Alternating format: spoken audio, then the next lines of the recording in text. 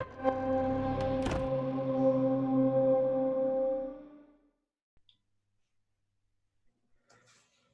is the 9 to 5 Elon Show, episode 8, flawlessly introduced. I'm Asif Khan, I'm CEO, editor-in-chief of Shacknews. Joining me is Adam, sleepy guy in Japan over there. Yep. And then we have Tony, sick, sleepy guy in Cincinnati. So here we are. This is our 8th video episode. It is our 9th overall episode. Does anyone listen to the podcast, honestly? I think so. Audio? I have been getting people DMing me questions on Twitter, so yes. No, I'm really. People watch us. I'm not. I know the metrics. People are watching the podcast, but do they really listen to it like on the podcast app? I'm not sure. I don't know. If you are, you should watch us because it's a better experience. We're here. Watching is better.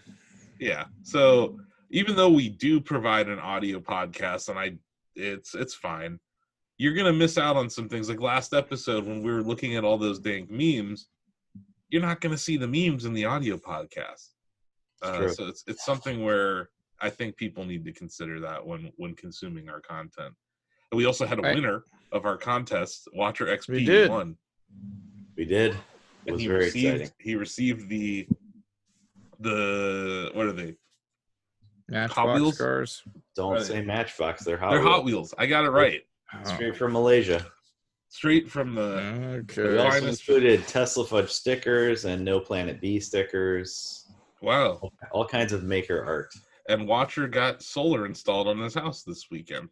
So very exciting. Yeah, I saw the pictures. That looked really cool. He is very stoked about that, and we are happy for him because he is going to be off the grid soon, hopefully. At least being able to power his vehicle with the sun. Yeah. Yeah, he's definitely not off grid. No. Probably by law he has to be connected. Grid connected only, yeah. Yeah, but it's not. I don't know if the array he had installed is enough to power his entire house, or it's just going to mitigate. I think he said 10 kilowatts. It's pretty big. Yeah. Just on the timing. So, we've done the intro flawlessly, first try, and no edits involved. And then we introduced ourselves. Let's see, what else do we got? Should we just jump into some news, some general news? Yeah, let's jump in. Okay, let me share my screen with you folks. Bam. Tesla Model S has almost twice the EPA range of the Porsche Taycan, 373 miles versus 201 miles. Putting the Taycan Turbo, why do they call it a turbo?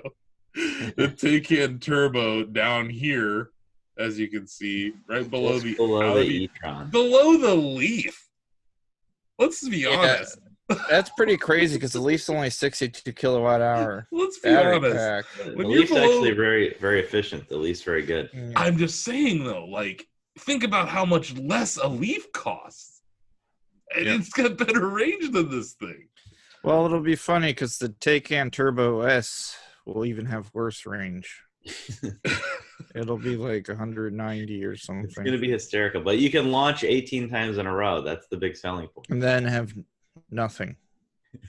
Yeah, so you only have, let's see, the BMW i3 and the Volkswagen e-Golf that have lower range expectations. Audi e-tron slowly above it, or lightly, barely above it. Leaf 226 for the price is not bad. The Jaguar I-Pace at 234. What is this SR Plus? Short range plus. Standard. Short range. Sorry, standard range. So that's the low end. That's the cheapest model. That's the base model, unless you get them to remove the stuff. Okay. Subtract 5K. What the hell's a Kona? Hyundai, or however you say it. Okay. Hyundai.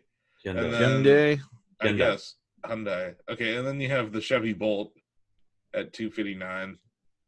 The Model 3 Performance sitting there at $322. Model X $328. performance Model 3 is sitting there at 348, and then 373, the greatest electric. I don't like that they don't even include mine. It's so niche. The long range 3 is no longer included on graphs like this. So. Yeah, the long range rear wheel drive 3 is not included on. That they don't include mine. I guess I don't know. And then this chart sums it up perfectly. Dollar cost per EPA mile. You're paying $751 per EPA mile for a Taycan Turbo. And yeah, the Bolt might be affordable. The standard Model 3 is pretty affordable. But even the X or the S, right, you're sitting a third of the price per mile. Yeah. Porsche. There, look at the Golf, the Volkswagen Golf. Uh-huh. Like, it's shockingly inefficient, but it's still cost per EPA mile. Still puts it in the middle of the pack, so that's gonna be interesting. Well, I mean, because 123 miles, if you're that's per mile, that's definitely going to be more expensive than probably really cheap. Yeah, I don't know how. Given these 2 data points, how you could look at any of those cars below the Leaf and consider getting them. You know, like I think if you want I don't want to call it a budget vehicle because that implies it's like not good, but if you want an affordable electric vehicle, I think the Leaf is a good value compared to a lot. The Bolt's pretty good value too. Yeah, the Bolt too, but then you get GM service. But I don't know though. I'd still want the Tesla though, just for the software updates, and those cars will still be popular years down the road, whereas the Bolt and the Leaf will be like forgotten. Yeah. So here's this is a good I just saw a little quote. I scrolled down a little bit. Depreciating assets. Porsche's CEO Oliver Bloom, Tony's best buddy, tells somebody, I don't know who people are, that Porsche plan on delivering 20,000 all-electric Taycan globally in 2020. 10,000 contractual orders have already been received, and 30,000 pre-orders were received, with each paying 2,500 euros deposit in Europe. I remember when Tesla shipping 20,000 cars was scoffed at. That was what, 6 years ago? So this idea that we have a Tesla killer in our midst is just ridiculous. You know, you have Tesla that's going to be pushing 500,000 cars out the door next year at least. Well, I want to know what happens. This is 2020, and in the summer, the Model S with the 3 motors is coming out. Yeah. And it'll be like significantly better than the Taycan. How many cancellations are they going to get? Yeah. Probably a lot. I mean, it might have 500 or 600 miles range. Yeah. The new Model S? Yeah, quite possibly, right? Because it probably has the same pack as the Roadster. Well, it can't even beat the current Model S on the spec sheet, so maybe it'll be 400 some miles, but still it's going to be double. So I have cheaper. This is just because we're talking about competitors. I have an anecdotal story. I was over at Fully Promoted, the folks who they make our hoodies and stuff, our shirts. I was picking up our Shacknews t-shirts, and some of them had never seen the Model X before, and we were putting stuff in the car, and I used the Falcon Wing doors and stuff, so they're all flipping out. They had me. I showed them Smart Summon, like everything, right? And I asked them, I was like, yeah, they're like, yeah, I heard other competitors are getting into this. I was like, yeah, did you guys hear about the Ford Mustang Mach-E? And they're all like, what? But meanwhile, every single one of them had an opinion on the Cybertruck. Yeah. And all of them knew about the Cybertruck. So I just thought that was an interesting anecdotal evidence about brand awareness. And that the Mach-E, even though they had Idris Elba there, didn't seem to have landed anywhere. Like, no one is talking about the Mach-E anymore. Whereas Cybertruck memes continue to proliferate. I was right about that on the last episode, Tony. We were early. We were very early. We were very early in the the Cybertruck meme, Gold Rush. And, you know, you folks were really at this nexus of the Baby Yoda and the Cybertruck meme. You caught both of these things as they were on their ascendancy. We're at 120,000 impressions on the Baby Yoda meme. So, and now it's like, that's all it had at this point. You know, I've seen Baby Nobody Yoda with cares. a gun. I've seen Baby Yoda doing all sorts of Baby Yoda with White Claw. Someone got Baby Yoda with White Claw tattooed on them. Can you imagine? Already? Can you imagine that? I like it. That's the most 2019 thing you could ever do. Would you get a Baby Yoda White Claw tattoo? I would not.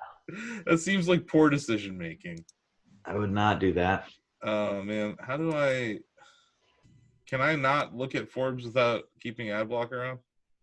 No, you gotta subscribe. You gotta pay the paywall to see the Forbes articles. Pause on this. Right, I will pause. And it's not like I'm all about blocking ads, but the ad experience on most websites is terrible in 2019.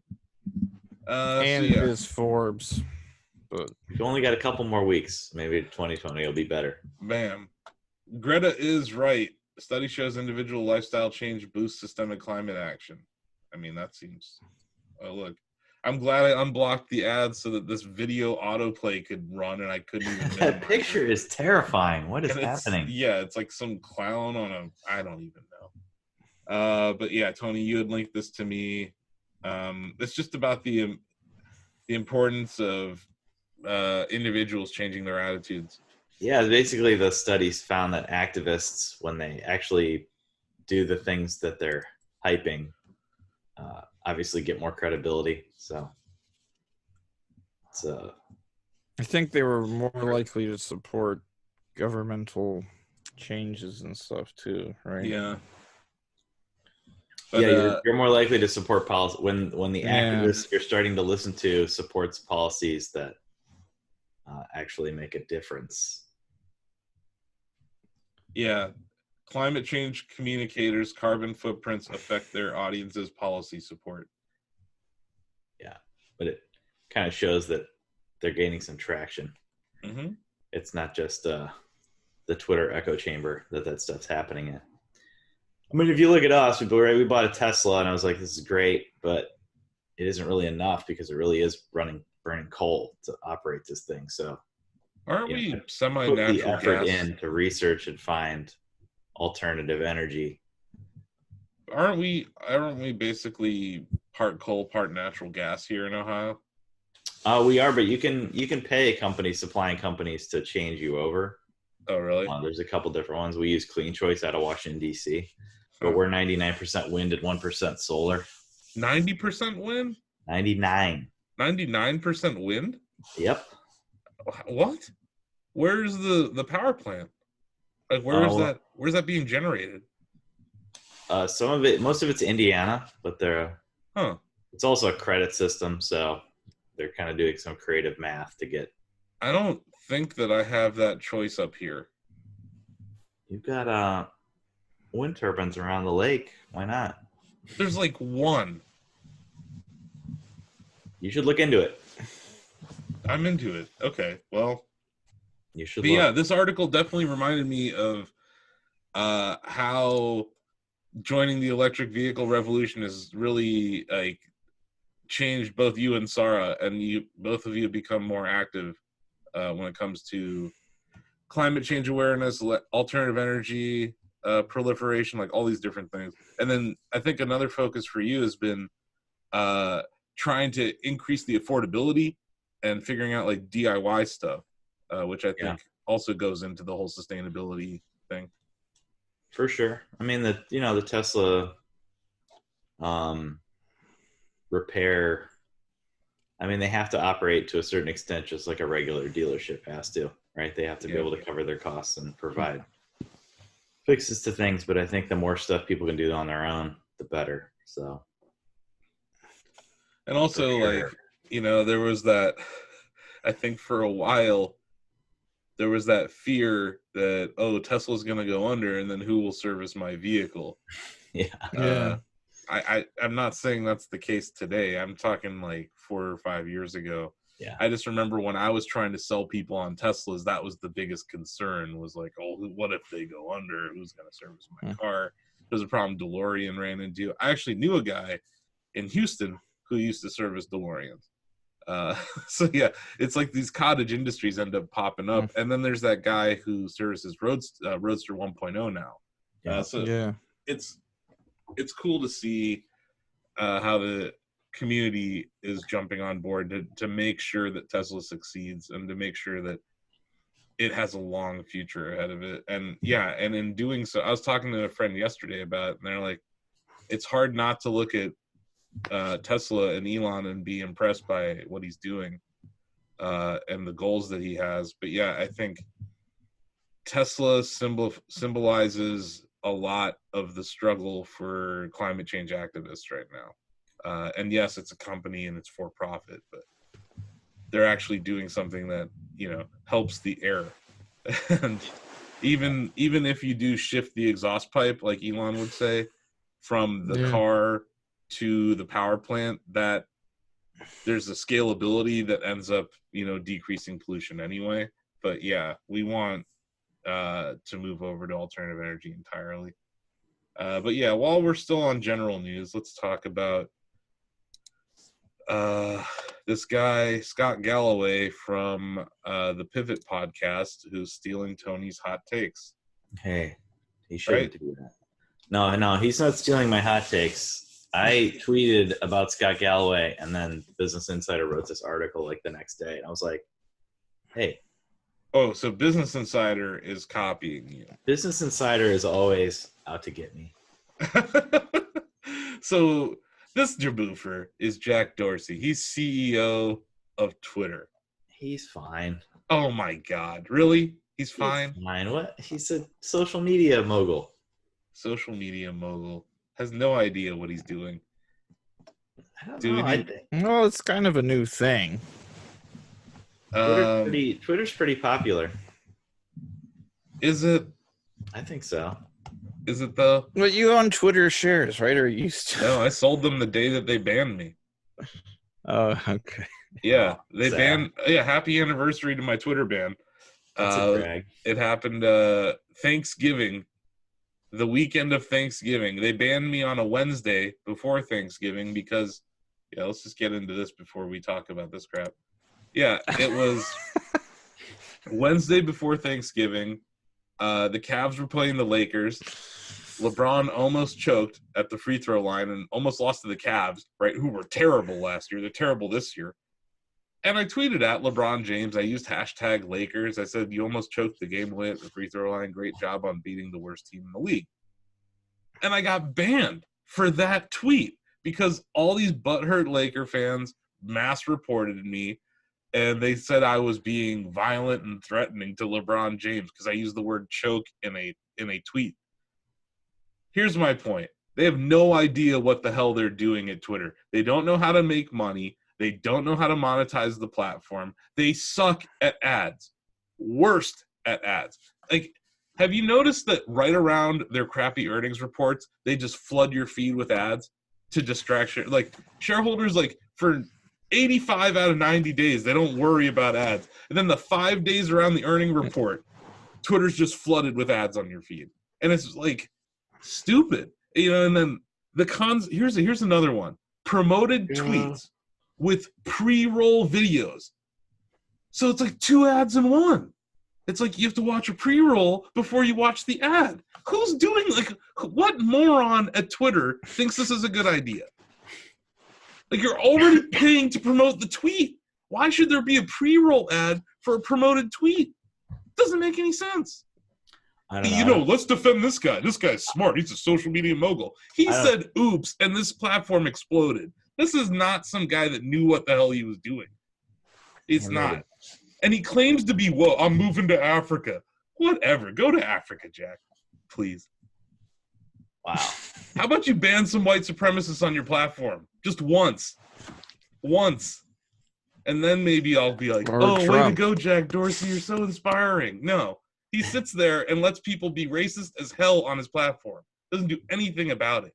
there are some problems with policing on Twitter. I'll There's give a you that. ton of. I got banned for talking smack to LeBron James, but you can like go out there and say murder Greta, whatever her name is, and you're fine. That's true. You know what I'm saying? Like, there's something horribly wrong with their platform. There's no reason to act like they're good. They're not. They're just less terrible than Facebook, which is easy. Okay. So yeah, my name's Scott. This guy's Scott Galloway, a part-time. He's going to Africa, you guys. And yeah, I agree with Scott Galloway. It's time to replace Jack Dorsey. But the thing is, who? Like, I don't know if anyone can actually fix this platform. When they went public, does he have a separate class of shares that makes them like impossible to remove? I don't know. That's a good question, Adam. I will Google that real quick. Let's see. Twitter classes of shares. That's a good question. That's only one class of shares. So in case you're wondering, I don't think he's impossible to remove. So he is not impossible to remove. It's not impossible to do a hostile takeover.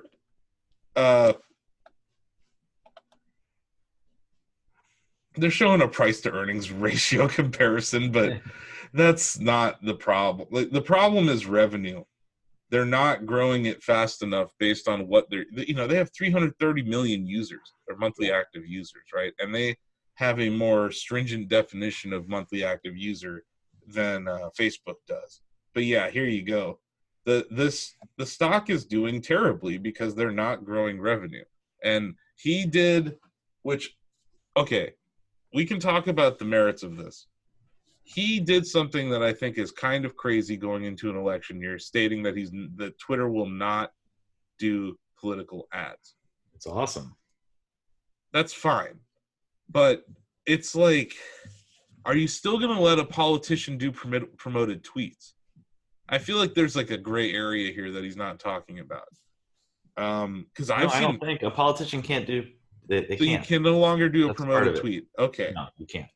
As a politician. That's a bold move, right? But let's just talk money here for a second. From a shareholder perspective, you have Facebook eating your lunch. You have Google eating your lunch. And they're now going to be able to eat more of your lunch because you're not even competing in the most competitive part of the ad industry. Like, you're an ad company. I get it. I think it's admirable. But I'm glad I'm not a shareholder, because this company has no idea what they're doing when it comes to making money. Maybe they know what they're doing when it comes to being a social platform. Maybe it's the best way to share a link on the internet. But there's some serious problems with how the company operates. And that's why when you had, Salesforce.com, remember Mark Benioff was going to buy Twitter, and the shareholders had a revolt, and they started selling Salesforce ahead of this? It shows you. And Salesforce, they actually have a chart of this. Salesforce is not cheap. 131 price to earnings ratio. It's actually the most expensive company that they use in this comparison. And Salesforce shareholders thought that Twitter was too expensive at $30 or $37. Yeah. That was years ago. So I think that Twitter as a company has some big problems. As a user, I'm a power user. I use it all the time. But I don't give them a dime. I'm not giving them a single dollar for my usage. And I think there's a lot of people out there that don't give Twitter any dollar. And then how often has a Twitter ad actually converted you, Tony, to do anything? 0% of the time. These are bad metrics. Like, I don't know. So it's like using a Google product. I don't even see the ad anymore. You just keep going right past it. Yeah, Google promote. Who even clicks on Google promoted search results anymore? Like, no one. Well, they throw a lot of them at the top. It's almost hard to get past them. Oh, and they're really crazy about it. I was talking to someone who works there. They'll change where the link is placed by like half an inch just to see if it'll affect click-throughs. Yeah. But yeah, they actually messed with the algorithm earlier this year with that. My point is, they don't know what the hell they're doing at Twitter. So sure, I think replace Jack, but with who? I think the original CEO, Dick Costolo, didn't do a terrible job, but I think that it's almost one of these situations where I don't know if there's anyone out there who can fix Twitter. But yeah, I don't know. It might not be fixable, but I still think the platform's more important than the shareholder value. I know that doesn't make any sense, but How's the platform going to survive? if I had 334,000 shares of it, I'm sure I'd be unhappy too, and I'd want it replaced. But Scott Galloway owns shares of Twitter, and then Scott Galloway, which we're not mentioning, very, very publicly bearish of Elon Musk and Tesla. Earlier this year, he said, "I don't know if Tesla will even survive the year." Yeah, I know. Well, now I said he was wrong. He said he was wrong, but my point is, I don't know if Scott Hot Take Galloway is really the guy to listen to when it comes to corporate governance. No, even though he's a professor, even though he's a professor of it, even though he's literally a professor of corporate governance, I don't necessarily. This was a serious downgrade on the Kara Swisher podcast. You went from Lauren Good and Too Embarrassed to Ask to Professor Galloway and Pivot, and that was a huge downgrade. Lauren's over at Wired now, but I'm a big fan of Kara.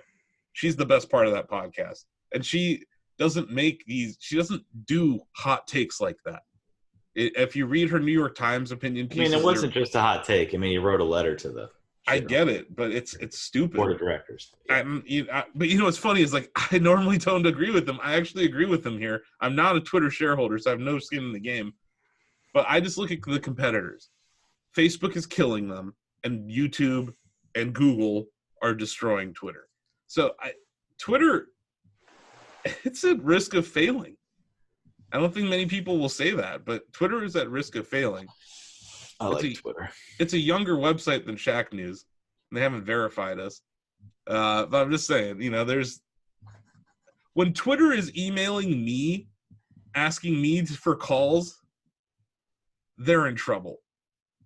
And that's what's been happening. Twitter marketing, emailing Asif at Techno Sucks, the guy you banned a year ago, about promoted tweets and how we can figure out how to market better on with Shacknews and Techno Sucks on Twitter.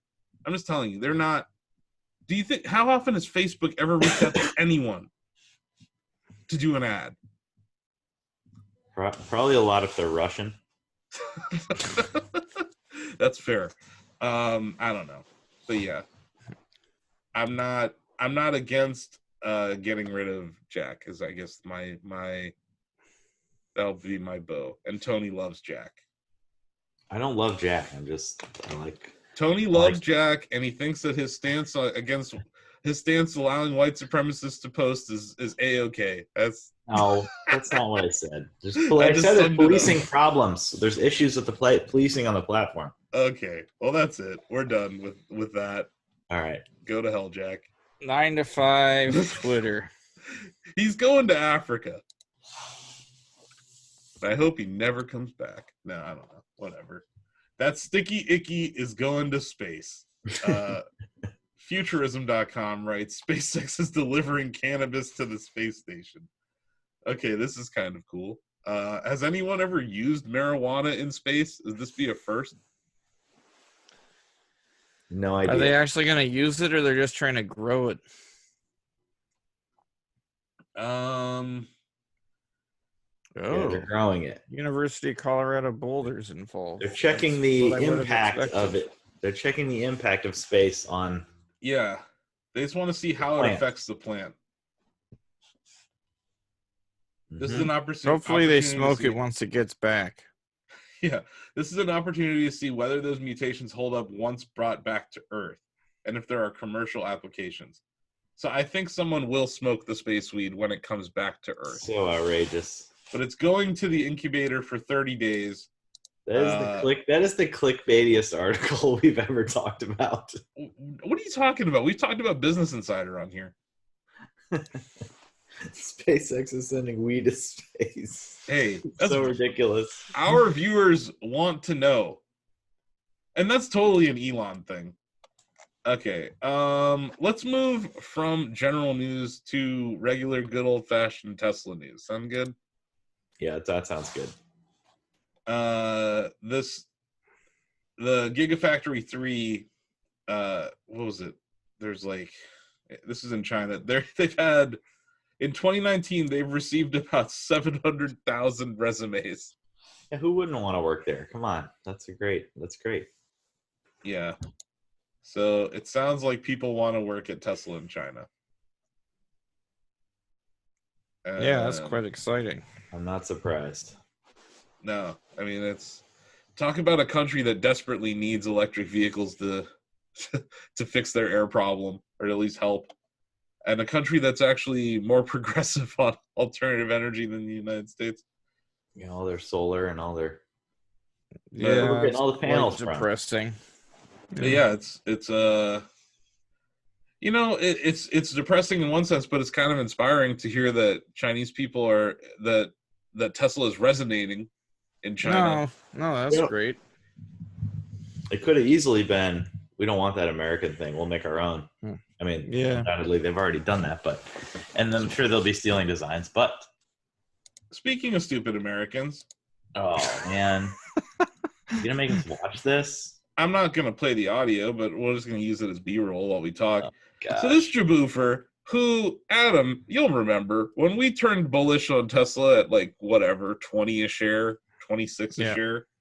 Yeah. This guy was like, they're going to zero, and then at 100, what was it? It went to 75 at the launch of the Model S, and this guy's like, it's going to zero. They don't like the balance sheet. And it hit 109. He's like, I don't like the balance sheet. It was always, I don't like the balance sheet. I don't like the balance sheet. I don't like the balance sheet, right? That was his refrain. Until a few weeks ago, when the very, very smart and talented Karen Cramer, one of the best traders on Wall Street, convinced her husband to buy her a Model X because she loves it. And he said it was undeniable. The car's just too good. He's like, it was like watching someone realize that iPod was good. Yeah. You know? And like there were a ton of people out there who used to be like, I don't want iPod. I think my CD player is gonna be just fine. My Zune is sweet. Zunes are the best. Not even Zune. It was just people were stuck on, you know, the reason I use the CD to MP3 player, because it's like ICE cars versus EVs. He was convinced that, you know, EVs weren't going to make it.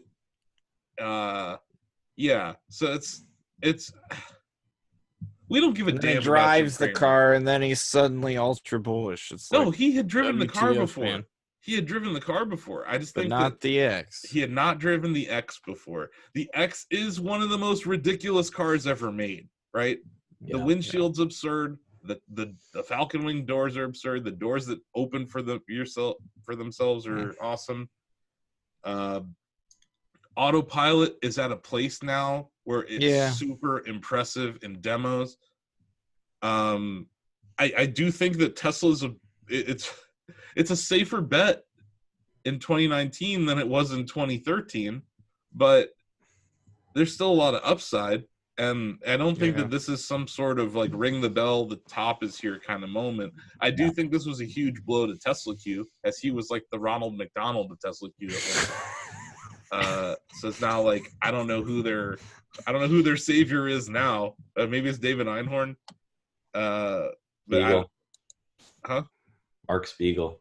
Mark Spiegel, that's right. Oh god. But yeah. Well, in January he's gonna lose a ton of money, so that'll be too bad. With his option expiration coming up. He's got, I don't know, he said a large number of puts for January. They were long dated. He bought them like a year or two ago. Yeah, I guess it's There will be a little sell-off, though, probably, before January. But it really but his puts, I forget the price, but it's like way lower. If it's like way out of the money, those are already worth it. Yeah, it's like 180. Yeah, is that what it was? I know too. I thought it was around 200. I don't know. I think that's right. I think it's around that 180 or something. Yeah. I don't really care, but yeah, he's going to lose a lot of money. There's like almost no risk of it dropping that much unless Trump just starts nuking China or something. It's a drag. Okay, well, it's a big drag. Here we go. Let's keep For the shorts. Let's keep the Tesla train moving. Yeah. Tesla train confirmed. Tesla cars built in China have been recommended for government subsidies. Report says. There's Elon celebrating. I mean, that is such not news to me. I know. I think this was already Like announced. this just in, the people that manipulate everything continue to manipulate everything. You know what? When you're a shareholder at Tesla, this is good news. I know. Yeah, this is good. It is good. Yeah, Just funny. Yeah, Tesla shares rose 1.5% on the news. So that is good. Wow. Yeah, we can talk about Tesla's year here in a second. But first, let me show you this dank meme. How about this? So, did you guys see the Game Awards? Of course not. Yeah. You actually did? There's a point where Elon, at the end of Grimes' performance, tried to give the only standing ovation. Yeah. But my friend Rami Ismail came up with a pretty good meme here. So it's kind of about foveated rendering. Okay. Gotta pause it. It's so fast I can't read it. Okay. So it's showing his tweet. This is tweet about rendering, and he's looking at it, right? And then he's like, well, he stands up, and then he can see more. Yeah. That's pretty good, right? That's deep. That's a deep cut. Not everyone's gonna get that joke. No one's gonna get that one, but I like it. Yeah, games only render what you look at when you look at it, as the compute load would otherwise be impossibly high. That's foveated rendering, right? I like and that. then he looks at the tweet, and then he smiles, and he's like, okay. And then it's like, until observed objects are a probability function, aka mechanics. That's good. That's very good. I like that. Yeah. And then he got Akumi to stand up too, and she's delightful. She used to be the creative director on Ghostwire Tokyo, but has since quit. So that was the dank meme that I had for you guys. It's pretty good, right? That was very dank. Thank you. Yeah. And Rami said, "This tweet cost me an hour of my life, and only 100 people will appreciate the joke. But at least I know how to keyframe, scale, and position in Premiere Pro." So we salute you, Rami. That was a dank meme. But yeah, that's all I have for my prepared articles. We can talk about the firmware. Yeah, Tony, do you have 40.2.1? I do have 40.2.1. I haven't run any stop signs. I haven't really tested anything, so I'm not a subject matter expert at all. But I have watched all the videos on Twitter. Okay, so here's what I've been doing. I had a bunch of Shack staff coming to town this week. Blake was here a little later, so I drove Blake up to the airport on Thursday. I updated the car on Wednesday to 40.2.1, and we used autopilot on the way there. So I have a very silly way to describe the difference in autopilot. Have you ever seen? I'm actually going to pull up a GIF if I can. Have you ever seen like Fozzie Bear driving? Yes. You know that GIF? Yeah. I like this. Yeah, where he's like, yeah. I feel like they added a little bit of Fozzie Bear to the way that the car drives. But yeah, here we go. We'll have some B-roll for us. Anyway, here's what I mean. Before 40.2.1, the car would just stay in the lane, and then it would adjust. And then it would stay in the lane, and then it would adjust. And then it would stay in the lane, and it would adjust. You know what I mean, Tony? Yeah. It wasn't fluid. Yes. Now it really feels like Fozzie Bear's driving the car. Like he's like, So it's good. Fozzie Bear is a good driver. Fozzie Bear is an excellent driver, is my point. Well, you can see from the clip he's a good driver. I mean, yeah. And I guess my point here is that it felt more natural. It's more like how a human would drive. You know, the way that you stay in a lane is not as robotic as the way autopilot used to. Other thing, I would correct that statement and say it's more like how a good human would drive. Sure. No. I like Fozzie. Yeah. Definitely have family members that adjust it at the last second, like this. Mm-hmm. That's what I mean, though. It's less herky-jerky than it used to be, is kind of my point. Yeah. And then the other big thing, we can stop the Fozzie video. It's delightful, though. This is something I brought up a lot of times. Ohio has a lot of on ramps and off ramps on the highway Mm. that don't have dotted lines and don't do a good job of explaining where the lane is. The Model X had been struggling with those moments. It would think that the visualization of the lane would get really wide, so it thought the lane was wider. So then it would I have more comfort, I can go this way. It has since focused on the left side of the lane. Yeah. I don't have to worry about it anymore. Of it, on those situations. So yeah, it's materially better than it was a true. week ago. Also, a lot of people have noticed that when passing a semi, it hugs the left lane a little extra. Yeah. Which I really liked. I always felt like I was too close. It was just not a comfort level for me when I was going around a truck. It's part of the Fozzie Bear tech. It's like okay, so I had a semi here and a car here, and I'm in the middle lane on 77. And it was like, okay, I don't want to hit that car. I don't want to hit that car. I don't want to hit that car. Whereas before, it would be really close to one side and then almost be like, I don't want to die, So I think it's factoring in all of its surroundings better than it did before. And yeah, it made me want to buy more Tesla shares. Having that car drive me home from Cleveland Hopkins to Canton. Yeah. It's gone from. Did you like the lane changes? Oh God, I've been doing it all the time. It's been great. He's converted completely now. I love this.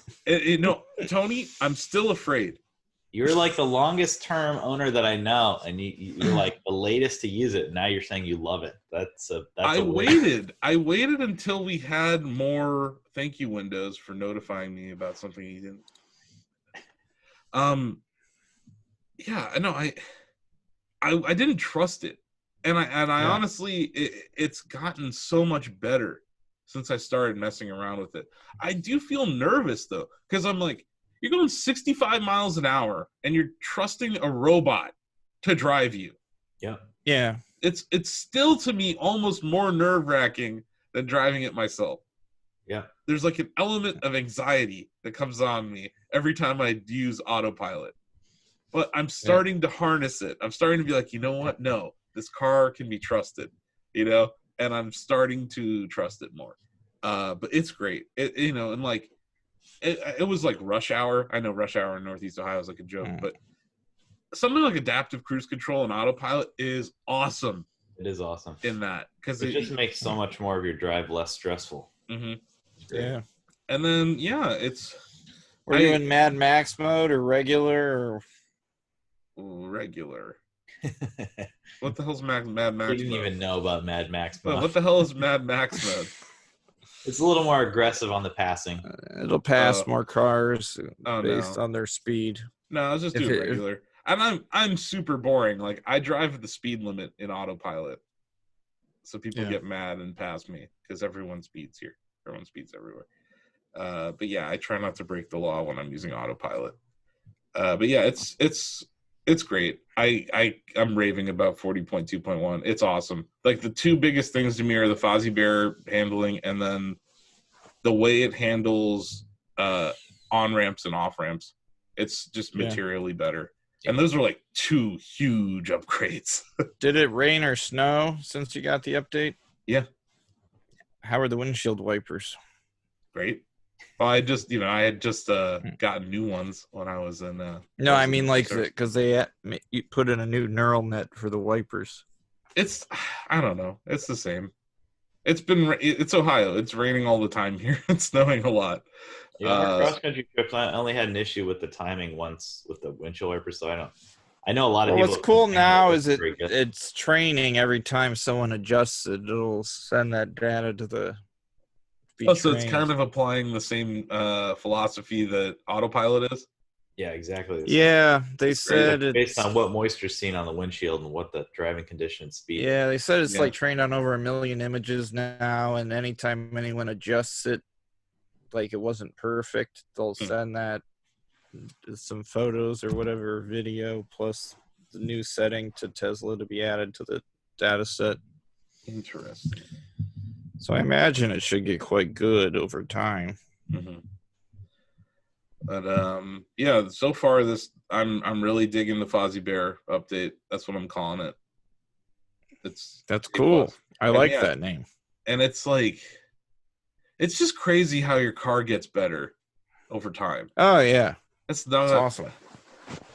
That's just not Well, the every case. other car is like ultra obsolete because they can't do that.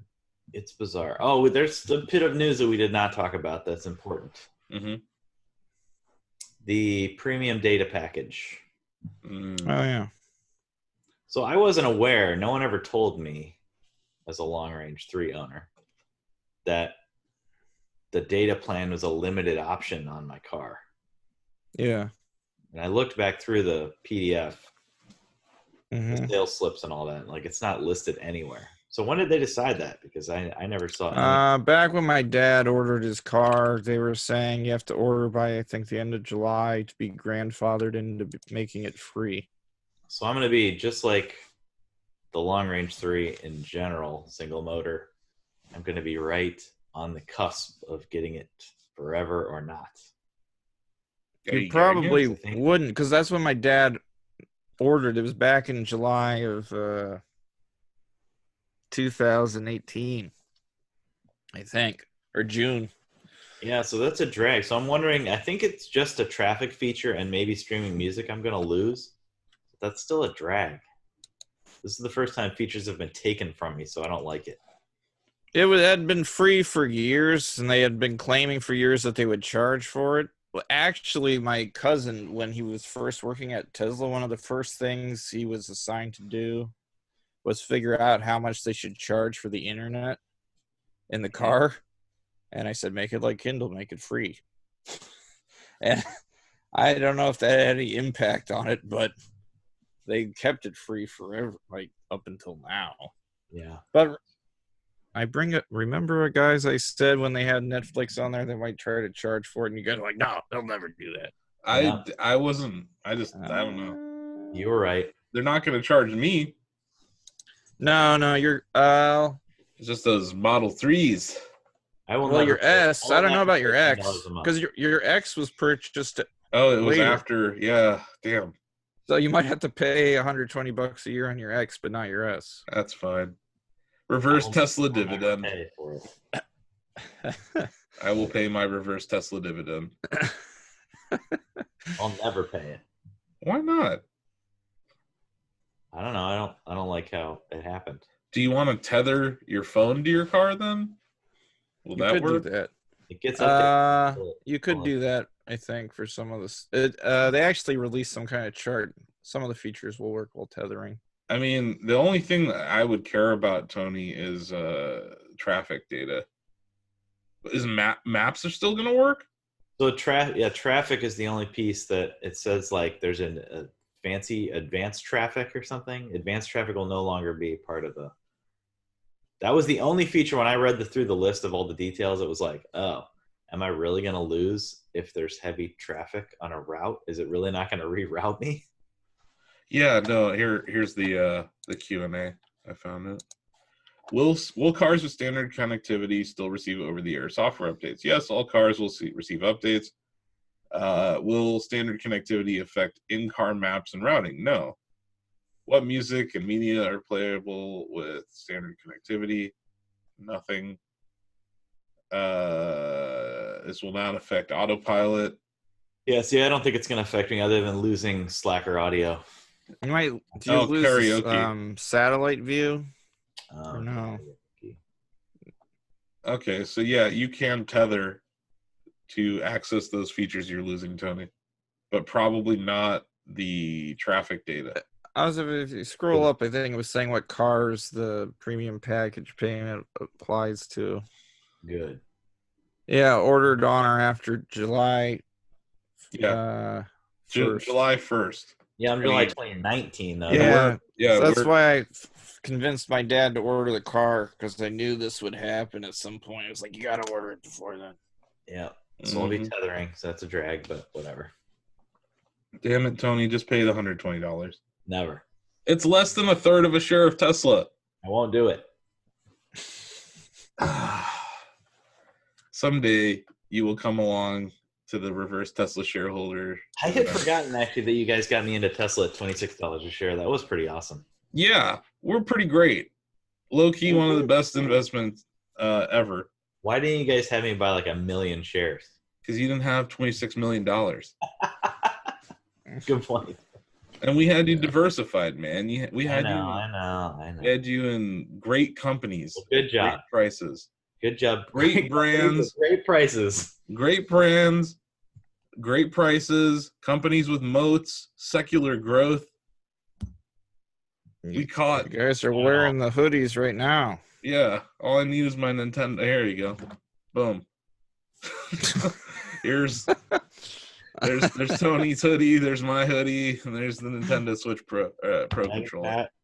This D-pad kind of sucks though. Not a fan. It's fine. It's fine. It's fine. Did you install Tetris 99 at least, or Nintendo Switch Online? Dude, it's $20 a year. And I play Fortnite. Oh my god, $20 a year. You get Nintendo Switch Online. You get the NES app, which has all of your favorite NES games. I know. I have to do it at some point. I'll do it. And get Super Mario Maker while you're at it. It's Game of the Year. Super Mario Maker 2. Did you guys sell any more cars? I have not. No, but I do have to bring up. All right, I have two separate. One buddy in town here that I reconnected with that he and his wife bought a long range Model 3. So I know another long range Model 3 owner now in the Cincinnati area. That's exciting to me.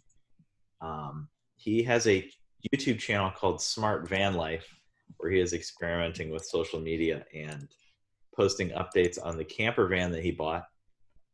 And he also posts stuff about the Model 3. But he's a little bit negative. He's a little bit riding the Tesla popularity wave by saying negative things about Tesla. So we might have to have a little talk, because he's definitely a FUD creator. Dope. A creator of FUD? He is a FUD creator. At this point, I'm very confident in calling him a FUD creator. Yikes. Because, well, he did have problems with the car.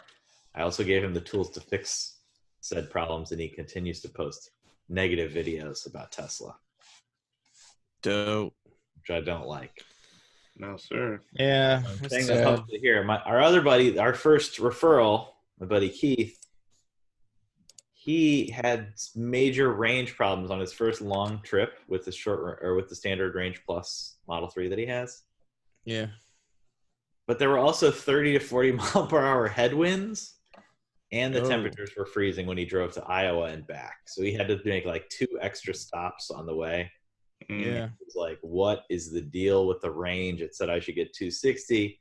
I only got 150. Like, this is totally not acceptable. So he installed the Tesla Stats app, and he's been like monitoring it and texting me information about like what's going on with the car. But it seems normal based on the temperatures and the wind. The wind, yeah.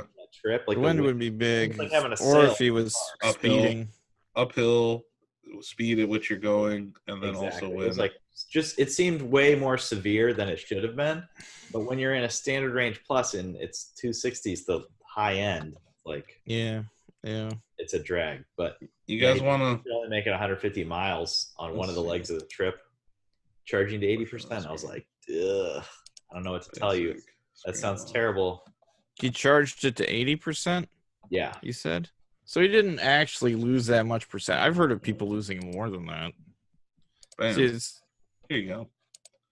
You guys want to look at the stock chart? Oh, yeah. It's stepping up. Step. Okay, let's... Wait, I want to finish talking about... Yeah, no. I want to finish talking about... Because you said at 250 and he only charged to 80, so he really only had 200 miles of range. All right. Yeah, he only made it 150 miles on one. Yeah, I know, but at 80%, it would be max 200. Yeah, it also matters where the chargers are. The car's going to tell you what's best for you on your trip. Yeah. Like what's most reasonable to keep you from being stranded anywhere. So, but it sounds like he lost 25%, which is, I've heard of people losing much more than that. 40%. Because of temperature, because of some other factor. Temperature. Temperature and wind. Yeah. Headwind definitely affects you, and temperature definitely affects you. I would say that like last year, it got really cold in January and February here. It was like in the negative Fahrenheit degrees. So it was like -8.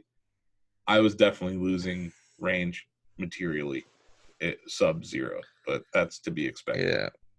But it wasn't like I couldn't go anywhere, you know? Right. It's not like it's an inconvenience, but it doesn't impact you so badly. You're like, I'm not driving the car. Right. I could still go to Cleveland and back on a charge, you know what I mean? It's like, that's to me. Yeah, they're That's kind of, the when they metric. take long trips, they've got 2 kids, so when they take long trips, they don't want to stop. So it was That's fair. extra inconvenient because Mhm. it was like, hey, this fun new car is going for 1/4 of the cost, but we had to stop for an extra 2 hours. That's not a great storyline. No. When getting there is the most important thing to you. So I don't think they're going to be taking it on long trips because of the horrible winds and cold temperatures. Well, maybe when the weather picks up, it should be better for them, but I don't know. Yeah, and just charge it to 100%. I That know. too. We've discussed all these things. It's just kind of a drag. I wanted to share that drag of an experience. Okay, well, check out this chart. This is the yearly chart of Tesla, right? So I want to point out a phenomenon that happened in 2016 and 17 that I think is set up to happen again. Okay? And you see 17 was a pretty good year. You know, we got to 389 before reversing back down to 311 for the year. Last year, 2018, Tesla traded inside of that range. You see this blue bar down here indicates that. So that's an equilibrium attempting to be reached, right? The reason I bring this up, Tesla earlier this year, you'll remember when I pointed this out, it broke below 244.59 right here. And that's when you can go look at it on a monthly chart or a daily chart. That's when things got really ugly. The stock dropped all the way down to 176. Proved to be an awesome buying opportunity. It closed back within this range. So what this is set up for is called a reversal strategy to the upside. A breakout above the high of 2019 is what we're looking for in 2020. So the high of this year is 365.21. Granted, it could go all the way up to 387.45 before this pattern would not become valid. If it breaks out above that, then you have a rev strat year that happened in 2019. I don't think that's going to happen, but I'm not trying to predict anything there. I'm just coming up with some levels to pay attention to. So this is the rev strat. These 3 bars, right? You had the bar, you had the inside, you had the break of equilibrium back inside. So here's an example of that happening in this was 14, 15, 16.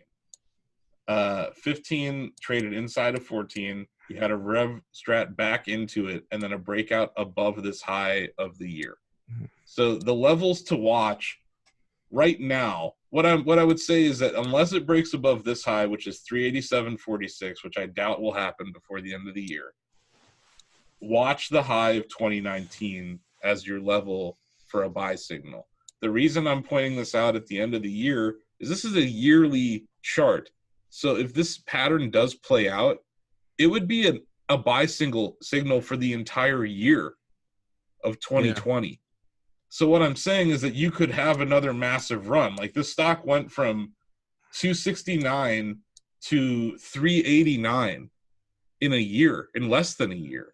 So you're talking, I'm not saying you're going to have a similar move, but you could have $100 come to the stock. You could have a $500 stock or a $450 stock by the end of next year. I think that could happen pretty easily with all the good things coming out for Tesla in the next year. Mm-hmm. So I think that's Q4 earnings should be ridiculous. Model Y. Yeah, so that's Model 3. That's the annual chart. That's really the one where I do see a potential signal. You can see it's been rough for years. And I would say that a company that that had patterns like this, that used to trade in a range for a year and a half, was Apple. And there'd be a lot of distribution of shares during this time period. You had shorts saying that it was the end of the world. Yeah. I think this is consolidation. You know, you've had it'll be almost 3 years of not being able to break out to a new all-time high in Tesla. And this is happening at a time where the stock market is at an all-time high. You know, look at the Qs, all-time high. You know what I mean? So it's like you have Tesla sitting here not at an all-time high, NASDAQ at an all-time high, S&P at an all-time high. I just feel like there's some catch-up that's going to happen. Also, you have all the shorts who are caught with their pants down in the stock right now. That'll lead to some more pressure to the upside. But yeah, on the chart, the thing that I'm paying most attention to is the yearly. We're also ending another signal. We had this is interesting. So you had an inside month and up. So that's a pretty easy buy signal. Above 266.07, this whole quarter, it's been a buy signal. So that actionable signal ends at the end of this month because the quarter ends. So that's why I'm looking at the yearly. This is a good time of year just in general on stock charts to look at the year. But yeah, you have this look at the S&P 500 for the year, and you look at Tesla for the year. You look at NASDAQ for the year, and you look at Tesla for the year. My argument is that there's some catch-up that could be played from a performance standpoint. And you also have institutional investors that still don't understand what the hell Tesla is. Yeah. So I think that leads to some... And that's still most of them, right? That's like 80% of them don't know. I agree. Like I don't like one or two. It's like if you look at the performance metrics for Ameritrade, for Scottrade, or for Ameritrade, for Fidelity, for any of them, like the overall sentiment is still like super bearish. Or if you go individual brokerage houses and you start reading reports, Morgan Stanley used to be the hammer on the stock. That Adam Jonas used to know what the hell he was talking about, and I think he lost his religion at one point. Yeah, I don't think there's... ARK Invest is like the most optimistic people on the planet, but I really appreciate the work they do. Ross Gerber is probably the best investor voice when it comes to the stock publicly. Gene Munster over at Loop Ventures, he's been on point. But yeah, for the most part, Wall Street does not understand the stock still. They still view it as a auto company, which I think is the number one problem with trying to value the company. You can't value it as an auto company. And yeah, I just think there's an opportunity there. So yeah, above right now, the high of the year is 365.21 per share, but it could go higher. You know, we have what was it, like 2 weeks left in the year? Yeah. So, and it seems like the stock market's going higher right now. I just have to, this is a little bit of a tangent. You have to wonder. Just look at that. Is the market going parabolic?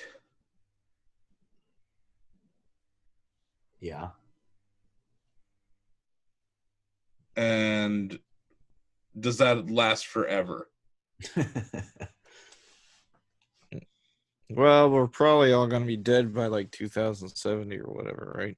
I mean, not like us three. I mean, like everybody. Okay, but I don't know how that affects the stock market. Maybe it'll keep going up. Maybe the AIs will keep buying. The computerized Goldman Sachs trading. Yeah, it'll just keep trading. High frequency trading will still be going on. Everyone's dead. There's no negative news on Twitter to initiate sells. So it's just like the market just keeps going higher, but there's no one there to profit off. The guy keeps typing in the lost countdown clock code. I don't want to sound like a doomsayer, but I only have two good stock picks right now. And you guys, you know me. I'm insufferable when I think a stock is a buy. I won't shut up about it. But right now, I don't have a whole lot to say. So I think that speaks to where we're at. Like, it's undeniable. When you go from 09 and the market's at 666, and now you're at 3,170, I don't know how much more upside's left. That doesn't change, and I know that, that may sound like, oh, well, then he's bearish at Tesla. That's not the case. I believe in secular growth. I think that Tesla is a very unique story. It's not part of the S&P 500. It's not part of the Dow Jones like Apple. So I don't think it's going to have that same pressure on it. But when things do get scary in the stock market, Tesla will get beat up with everything else because it's a high multiple stock and it's a high flyer. So it's going to be one of those stocks that that's when you buy it. You know, when they're selling it because of something stupid happening on a broader market, that's when you buy Tesla. Not here today, but maybe, you know, Tony, we had that conversation after earnings. Yeah. Or sorry, after the Cybertruck reveal. And it was like, I told you, I was like, it's probably a buy right now. It could be a buy tomorrow. It was probably a buy yesterday. I still feel that way. And I'm up on my shares. I'm very happy about that. But I don't know. I think that's the one Did risk you get to Tesla. more? No, I have not bought more shares of Tesla yet. I think Tony might have picked up some more. I did. I bought more. Nice. But no, I've been just sitting on the shares that I bought at around 230, and I'm happy with that. You know, because I got out during the first quarter of this year when I saw that they needed to raise money. I got back in after they raised money because I knew the narrative. I wish I bought more, you know, below 200. You know, but yeah, that was the last gasp for Tesla Q. I think. I don't think there's going to be that kind of panic. I don't think there's going to be that kind of panic that's company specific at Tesla. I think there might be broader macroeconomic stuff that will lead to a Tesla sell-off, and then you'll see Tesla Q pile on. But I don't think that, like, you can pull up a chart of Apple during the last recession, right? And that would be a good example. Like, nothing changed at Apple, right? Apple was still making iPhones in 2008. But you had a stock, you know, the stock went from, this is split adjusted, 1170 to 29 in a year. And then the next year it went from 29 to 1131. It literally round tripped in a year all of the positive gains from iPhone. But now look where it is. You know what I'm saying? So maybe next year Tesla does have a rough year because of the broader market. Maybe it doesn't. I do think that there might be a gap in positive news before now and when the Model Y ships, but that will be mitigated by the China ramp. There should be also battery investor day unless they delay it again. But yeah, I think even Elon said that was our last product announcement for a while with the Cybertruck. Yeah. So I think that you have to be patient with this investment. This is not an investment that necessarily will make you money next year. I did give you the levels at which it could. Yeah. But yeah, I think this is like a 10-year story. So it's like whenever there is that fear, whenever they're selling, I don't know, Brexit, you know, they're selling Tesla on Brexit, you buy Tesla, you know? And I think they're going to be okay with this, the Made in China initiative. He kind of headed off everything at the pass with moving to China as the trade war was going on. Yeah.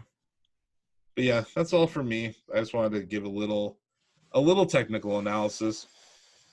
But yeah, there's not a whole lot on the short-term trades to pay attention to. It's just that that yearly chart. So that's it. You guys done? You over it? I'm pretty done. Okay. I guess we'll do our usual wrap up. You can follow us on social media at Shacknews, at Long Elon, at Tesla Fudge. Sarah mans the Instagram account at Tesla Fudge. Adam and I don't care about Instagram really. It's for butts. You know, I love those people like, I'm quitting Facebook, and then they like post about it on Instagram. That's my favorite. Yeah. I posted about it on Twitter. About quitting Facebook on Twitter? You didn't quit Facebook. You post there every day. I know I didn't. I did the hashtag delete Facebook though. That's but then true. You didn't delete it? Oh, you're the worst kind of interneter. Mm-hmm. That's just lies. Yes, I am. Truth and hashtags, man. Come on. So yeah, you can go to shacknews.com. This podcast will be available on our YouTube channel, youtube.com/shacknewsgames, which is really the best way to take in this podcast. And then we're also available as an audio podcast at your podcast facilities. I don't know. It's Apple Podcasts now. They got rid of iTunes. Yeah.